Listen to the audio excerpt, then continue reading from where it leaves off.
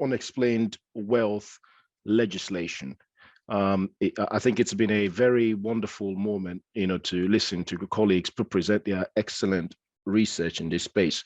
To continue with this second panel, can I welcome Dr. Stelios Andreadakis and Theo Nyrod from the Brunel University, London. Both will be talking about unexplained wealth and tax havens, doing business offshore.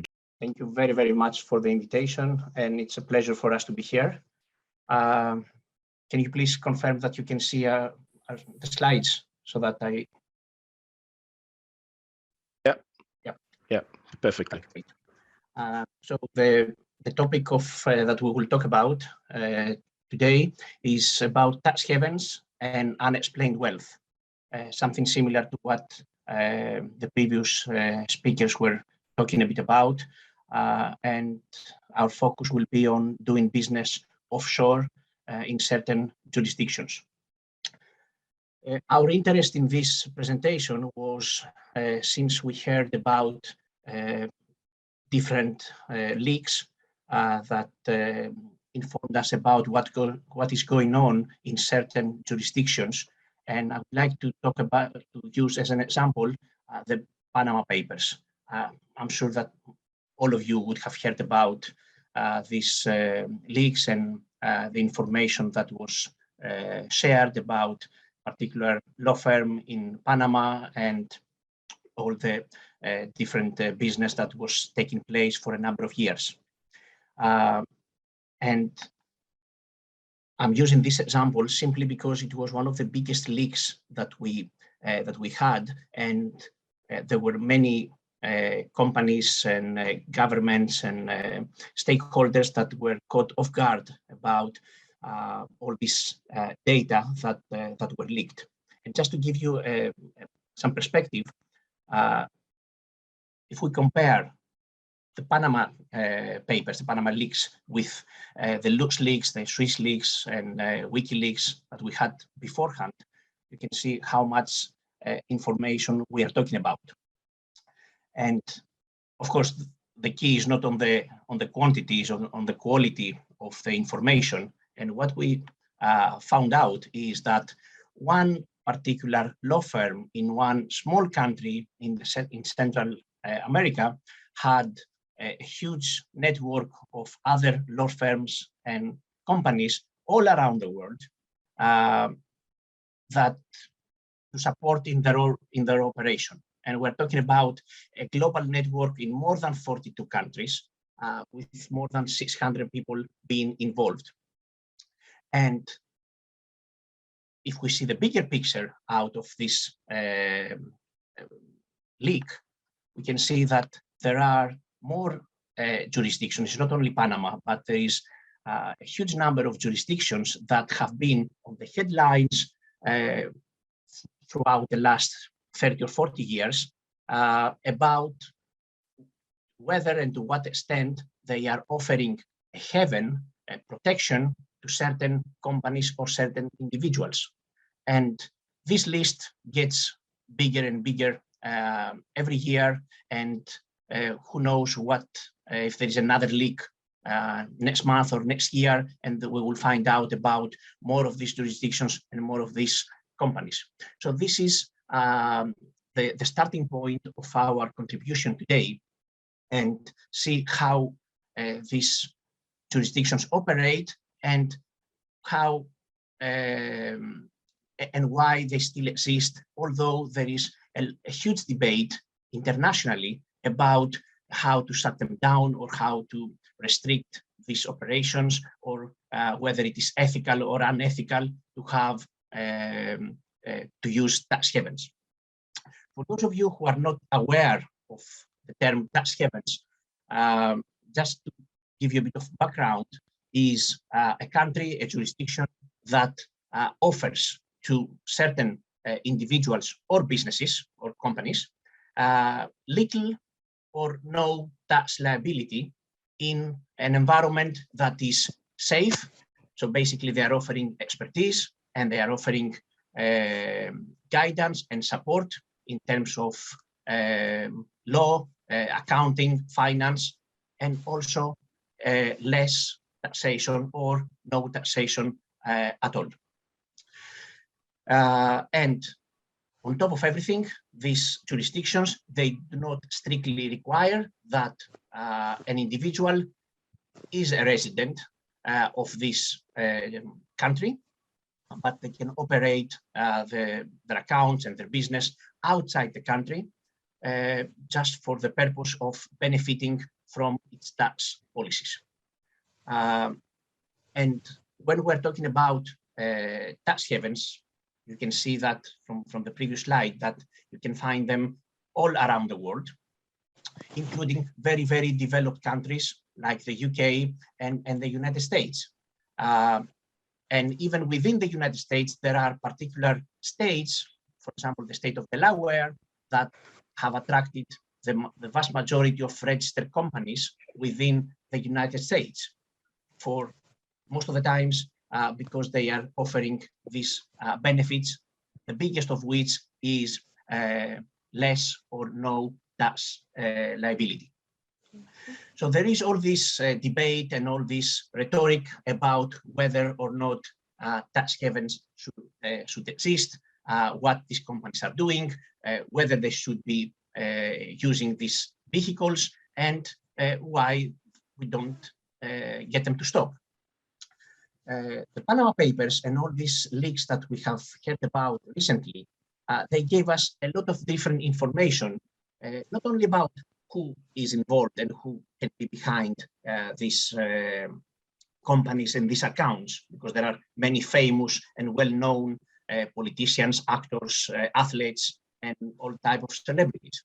But also we found out all the different ways that they are using in order to avoid taxation, pay less taxation. There are also companies that they are using tax havens to avoid certain legal requirements, reporting requirements, taxation requirements, either for their companies or for their own personal information. Of course, it doesn't mean that everyone who has a company, let's say in the Cayman Islands or in Luxembourg, is doing something dodgy or illegal. And nobody says that everyone who is involved in this business, either as a lawyer or as an accountant, is definitely breaking the law. What is striking is the magnitude of this operation, because we are talking about billions and billions of pounds or US dollars, and also the fact that how many companies and how many law firms are involved in this scheme, let's say, in this arrangement. Why companies go or choose to make business in these jurisdictions, although there is all this negative publicity about it. The simple, if I could say in one phrase, is because they serve their purposes and they get support, know-how, and advice for all their affairs, on top of paying minimum taxes. So what these jurisdictions offer is a network of services and expertise, so that the companies or the individuals that want to make use of these services, they get everything that they want without looking around, without having to find the right person, and they can benefit from the fact that these jurisdictions offer these services for a period of time. Again, I would like to use the example of the state of Delaware in the United States, that after operating this system for over 50 years, they have lawyers, law firms, and a full jurisprudence of a full number of cases about company law and corporate governance, which makes them by far the experts in this in their area of expertise. And that's why, even though other states have tried to steal their reputation or to get a piece of that pie, they haven't been as successful as the state of Delaware. So something similar happens with certain jurisdictions that I'm sure you have read about, and you have seen them on newspapers or academic articles. So what they are offering is the expertise and the know-how. And I came across, and I'm sure you can come across, similar advertisements on the internet, which are perfectly legitimate and show that there are certain companies and law firms that offer all this network of services for a specific price for anyone who is interested in using a tax haven or an offshore jurisdiction. So it's a big business which is set up legally and has been in operation for a number of years, and that's why it has become very sophisticated, and that's why it has been attracting so many individuals and companies. So this is what happens in a nutshell, and that's what we are talking about. Let's move on now to the issue of whether this wealth that comes through these jurisdictions is explained or unexplained, and what really happens. So there is this perception that companies go to offshore jurisdictions, they are doing the business, and they don't pay taxes to anyone, and they are not accountable to anyone. Because they don't have fiscal presence, they get tax exceptions, they don't have to report everything, and they can keep their privacy. And there is also the conception that these jurisdictions, they don't get anything out of that, and or there is only a few lawyers or law firms that are really benefiting from this operation. And I would like to pause here for a minute and use an example that is also well known about Amazon, that was recently ordered by the General Court of the European Union to pay to Ireland 13 billion euros for money that did not pay as taxes, using Ireland as the main area of incorporation and of doing business. 13 billion euros, as you can imagine, is a huge amount. And what was surprising was the answer of the Irish government, who said that we don't want the money. We are happy if we don't receive the money from Amazon, which is even more surprising if you remember that Ireland was one of the countries, together with Greece, Italy, and Portugal, that were hit first and hard by the recent financial crisis, and they got support from the European Union, the IMF, and they were under strict supervision until recently.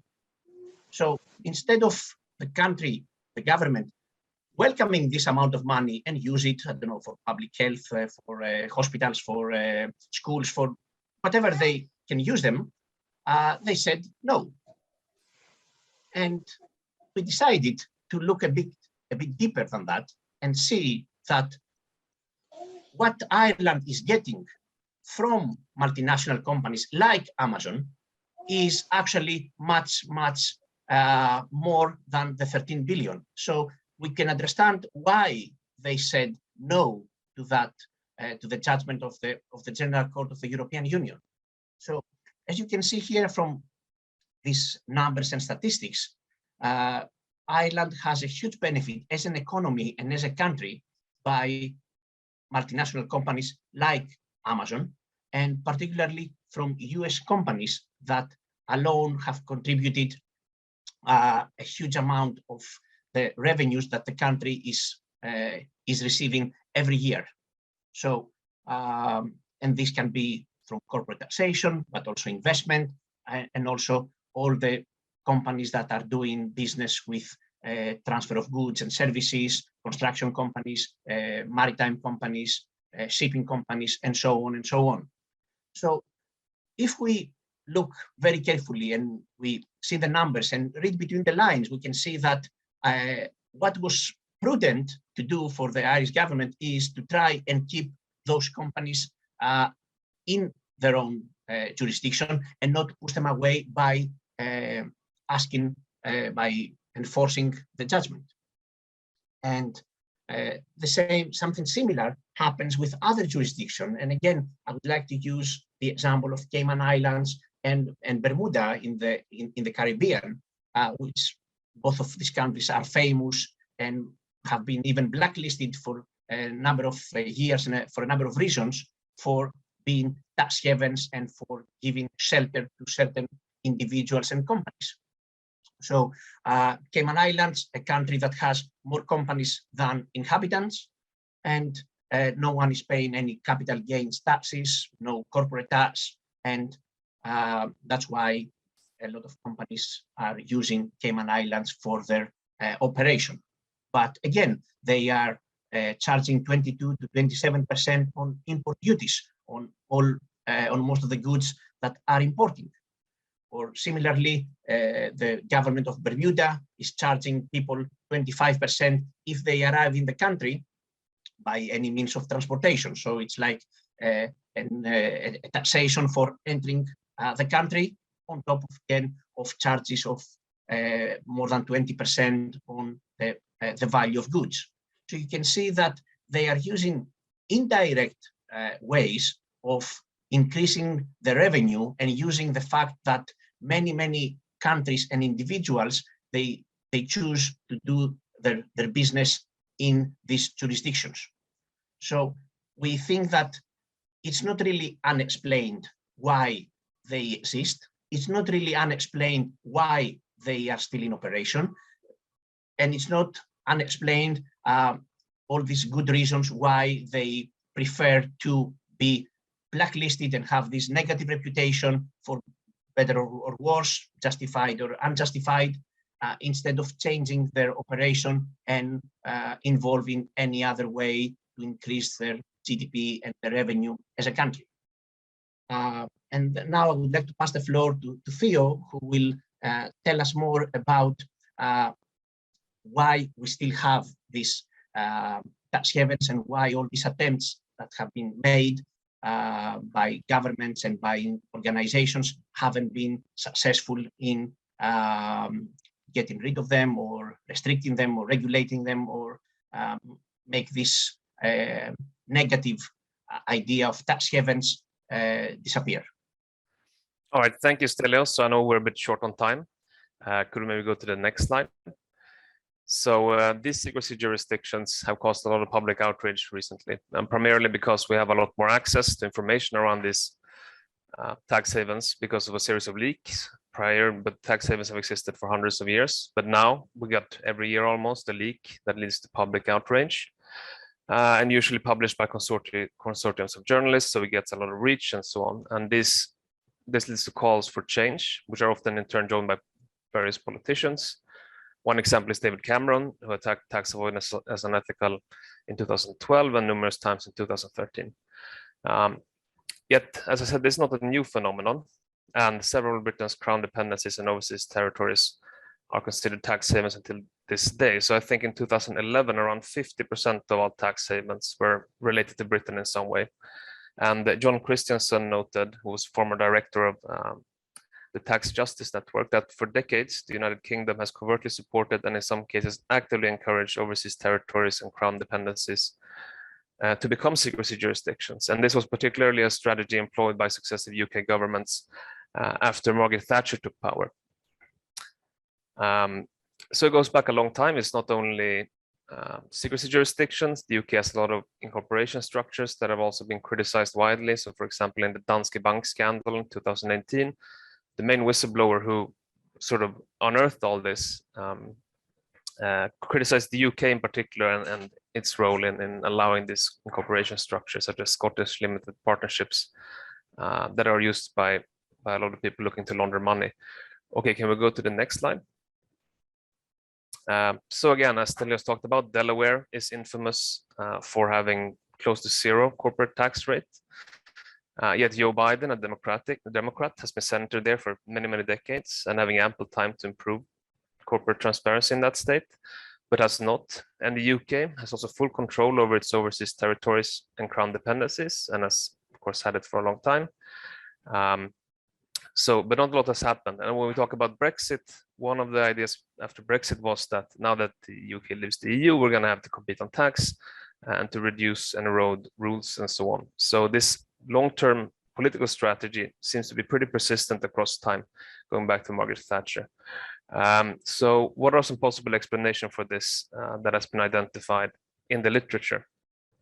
So it's of course economically beneficial to compete on tax, that we know. Political funding, some people might want to fund parties or politicians without having their names associated with that money, and then various kinds of secretive incorporations structures can be very beneficial. Effective lobbying has also been identified as one potential reason for why we haven't gotten rid of, or why the UK hasn't been stricter on demanding transparency for its offshore territories. And then there is so often the logic that is used in many areas. If we increase transparency and have public beneficial ownerships and so on, then someone else is just going to get all the business from our current territories, and that's bad for us. But we're not sort of a logic that says two wrongs make a right. All right, and then in due time, I'm going to end it there and back to Stelios to finish it then. So what we are trying to say, the point that we are trying to make with this presentation is that many times things have an explanation and have a very good explanation. And also sometimes it's not about only the law and whether there is a legal framework to regulate certain affairs. We need to predict the behavior of the people, of the companies, and how they will react to certain attempts of governments or the international community. It definitely takes political will to change the status quo. But first, we need to see what is the problem, what we want to achieve, and then act accordingly. We will leave it here. Thank you very much for your attention, and we're happy to answer any questions by the audience. Thank you very much, Stelios, and thank you very much to Theo. I think we're seriously behind time, so I think without further ado, can I welcome Andy Cons Matata from the Catholic University of East Africa. He'll be speaking about unexplained wealth and African justice, or witch hunt. Andy, you have the floor for the next 12 minutes, please. Yes. I switch on, or you want to switch off? You may go ahead. Okay, thank you very much. As you can see, we were supposed to be 4 of us, but then some of my friends are having problem to come on. But nevertheless, I will try my best to speak on their behalf. So the introductory part, I believe, has been already done by many other speakers before us, especially in the panel number 1. So the meaning of unexplained wealth is well understood by all of us who are here. And this meaning is also adopted globally by the United Nations, as well as in Africa. We have a Convention Against Corruption in Article 1. So the definition is clear to everyone. And also it is generally agreed, the common sense of course, that unexplained wealth is detrimental to economy and our social well-being, because you are stealing from the public. Something which is meant for schools and others are taken away, so people are deprived. Now, the way this phenomenon is being tackled in Africa, especially, is based on 2 categories. Countries like Kenya and Mauritius, when they're tackling the problem of unexplained wealth, they do it through civil claims. But then others within the same region, East African region, Rwanda, Tanzania, Uganda, they approach it from the criminal angles. So you find that there are a disparity in how the phenomena is tackled. But then even where they do it from the civil procedure-based laws. The connotation, the title of the laws always imply some criminal aspects. So this alone has led to some abuses. Combating the bias is very good, but what we are trying to say that sometimes it may also lead to some abuses, as we shall see later.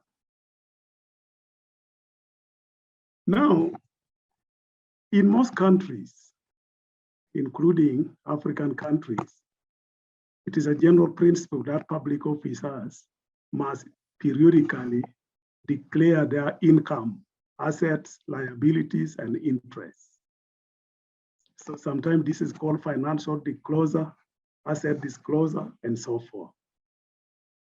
But then in most cases, these disclosures are normally disregarded. Even if you declare, you will find that there's no one who is going to counter-check your declaration. The declaration is supposed to be self-declaration. So you don't have a third party to counter-check whether the declaration is true or not. So because of this has led to very many breaches. And you can see practically, we had the first one there. I will just give some few examples in order to save on time. This was one of the recent one, Bingo and Mutharika. At first he declared, before he became the president, he said he had $35,000. But after his death, he had 120 million. So you can see, like the previous speaker already said, if you're running like $60,000 or pounds per year, and then all of a sudden your income has jumped to 120, it means that there's something wrong with your earnings. Another example was what is last week we had this meeting, Commonwealth of the heads of government in Rwanda. A similar one took place in Uganda. At that time, Parliament allocated Uganda shilling 270 billion, the summit. But then, eventually they found the cost had gone to 500 billion. So the other difference could not be explained. So this one has happened in very many other areas. Okay, classical one was the printing of identification cards by a German company. So this company was constructed to print identification cards at a cost of about 150 billion. But then it ended up by printing only 400 cards. And the cards were supposed to be millions because Uganda has a population of about 50 million, the voting population about 20 million. But this company only did 400, and it went away with a lot of billions. So that means that the officers, as well as the company, also benefit. So the same thing has happened almost in all African countries, especially in the region of in East Africa. The Tanzania, in Kenya, there were so many losses. And then, it involves different categories. For example, the dams, the petrol company, land matters, and so forth. And recently, the coronavirus 19. This one also has led to a lot of scandals within the region. Malawi, the minister lost his job because of the loss of this type, loss of COVID-19 money. Zimbabwe, a similar matter. Then, when these losses occurred, normally we go for asset recovery.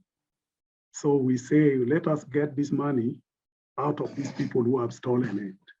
This alone, this is not a bad idea. It is a good thing, like it has been stated by the court here in the US, by the former Attorney General, It's a very good thing to recover the money. But what we are saying here is that the stolen asset agents, people who are tasked with the recovery of the funds, in most cases, they are not very objective. So they go, sometimes actually they want to make money out of the recovery. They also want to make money for themselves. Then in most cases, only a few individuals are identified for investigation, or what we call selective investigation. This one normally happens because these people are enjoying the top echelons of the government, or they are part of the people who are in power, family members. Sometimes the government itself is involved in corruption. So that means the government will not allow, it will not investigate itself.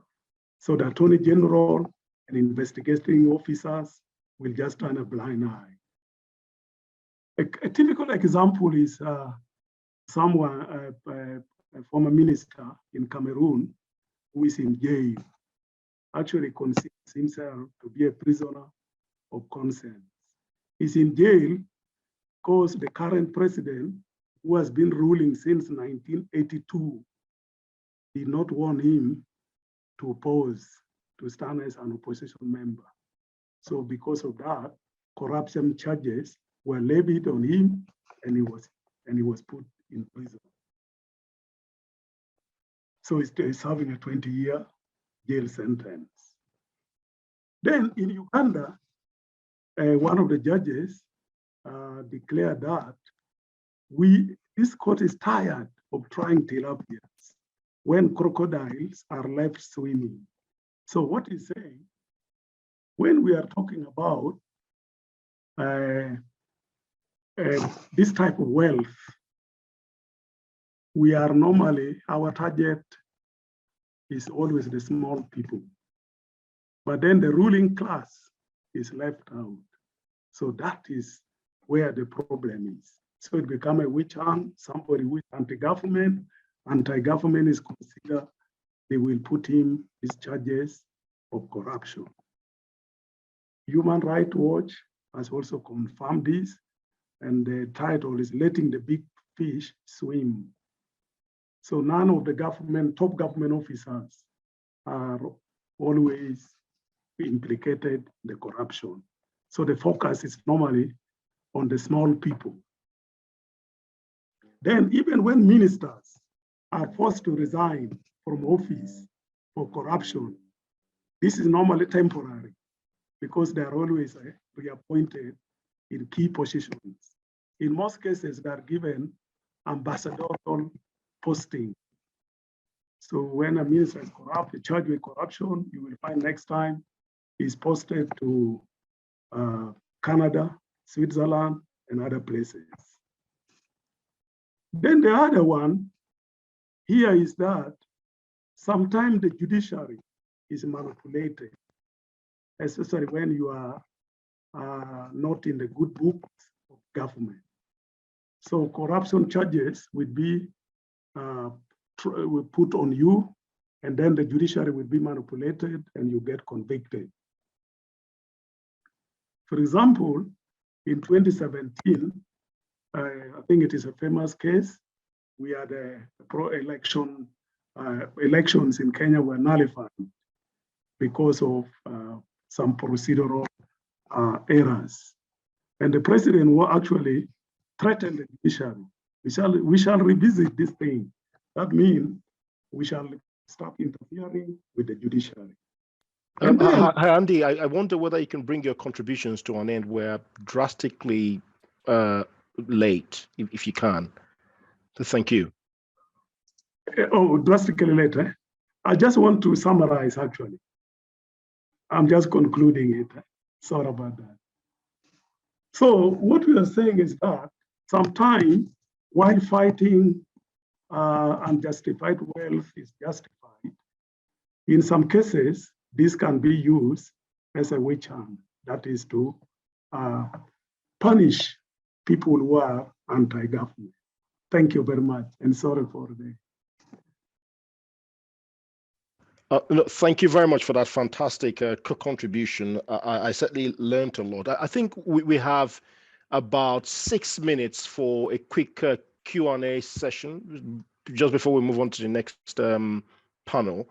And I think I may abuse my sharing rights here by maybe asking a question to Amina. And my question would be, do you think that illicit enrichment laws might be suited or better suited for a country like Kuwait, where maybe, and I speak about this from an outsider's point of view, where maybe there may be much more structural and institutional challenges? To my mind, laws of this sort are better suited to environments where there are very, very serious and capable prosecutorial agencies, but also where you've got, issues that do not border on the independence of this government agency. So I wondered what your view was on that. Thank you. Hi. So yes, I do agree that having a more structural system would actually help make it arise that the idea of unexplained wealth in Kuwait is actually occurring through politicians, public officials, even people from the royal family. So I think the root cause is to actually tackle those kind of people, and then after tackling those kind of people and seeing what they're doing and actually not letting them get away with it, after that we can obviously do that. Yes, I do agree. Fantastic. Can I also ask Andy? Andy, I noted from your contribution that you spoke powerfully about the fact that in Africa, much of these illicit enrichment laws are very often used against low-hanging fruit. So my question would be, how do we scale up these laws, or how do we scale up their enforcement to make sure that we are going after the people who are, in fact, behind these corrupt practices? Thank you. Yes, thank you very much, Prof. One of the ways I believe to tackle this is to strengthen the institution. Institutions have to be made more independent. And if, for example, this institution could be protected by the constitutions, you have the articles in the constitution protecting the corruption, anti-corruption bodies, then we can go after the powerful people, because the appointees should know that they are protected. Whatever they do, they will not be dismissed because their jobs are entrenched in the constitution. Thank you very much. Fantastic. Thank you very much. And then to Stelios and Theo, there's a question on the Q&A box, which I presume is for you. And it is a question by Leshoka Letoaba. And it says, can international sanctions be implemented to mitigate the use of tax havens at financial institutions? I wondered whether you wanted to answer that question.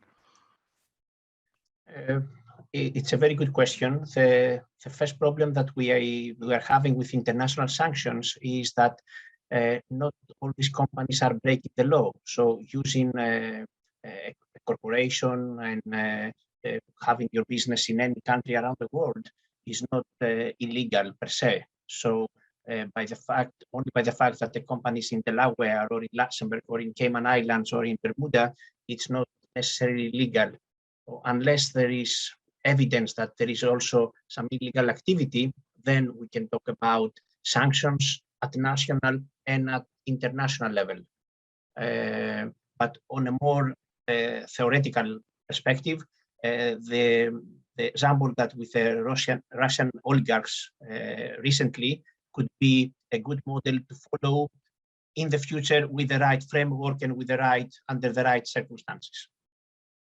And then just finally, one minute each. There's a question here by Olanrewaju Suraju, which says, how do we get Western institutions and systems to prosecute individuals behind indicted companies and also professional associations to enforce their ethics on their members? He says we must change the narrative and convincingly present illicit financial flows as crimes against humanity. I wondered whether any person, if you want to go, feel free. Does anyone want to go? One minute each. I can say quickly something. Being a lawyer, it's hard to balance the law with ethics and morality because it's a difficult discussion, and what is moral and ethical for me, maybe it's not for the others. So I think that we need to have, that's why we said in the presentation that it's important to have a clear strategy and transparency as to what we want to achieve.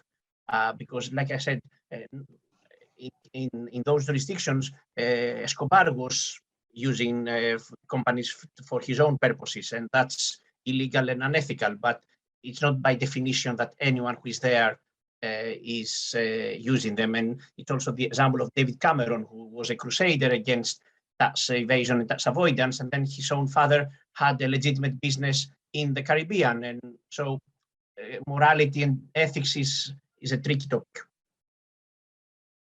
Yes. Secondly, to add to what you have said, every crime is unique. You cannot generalize them. Thank you. Thank you very much. Thank you very much. I think that really brings us to the end of this section. I'm very mindful that we've got another Q&A session towards the end of the conference. So feel free to hang around, and also feel free to continue adding your questions to the Q&A box. Can I hand over to Fola now? Thank you very much. Thank you.